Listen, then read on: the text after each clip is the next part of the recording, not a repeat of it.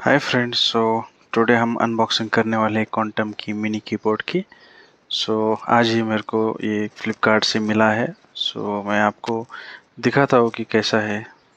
Let's see कैसा है। तो मैंने अभी बॉक्स खोला तो आप देख सकते हैं क्वांटम कंपनी से आता है, मिनी कीबोर्ड है। इसके बहुत सारे फ़ायदे हैं। आप मतलब अगर आपको बड़े साइज़ का कीबोर्ड पसंद नहीं है तो ये आप इजीली कैरी कर सकते हैं। आप ऑफिस में ले जा सकते हैं या फिर घर पे भी यूज़ कर सकते हैं। और इसके साथ 1 ईयर की मैन्युफैक्चरर की वारंटी आती है। कभी भी कोई इशू आता है तो आप मतलब रिप्लेस कर सकते हो।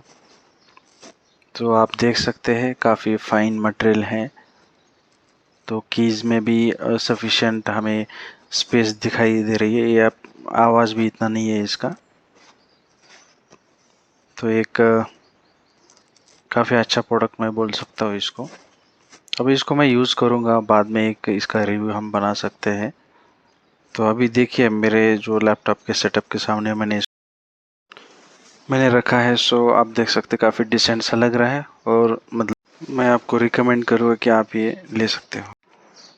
तो दोस्तों, अगर वीडियो अच्छा लगे तो लाइक करना और सब्सक्राइब करना। Thank you.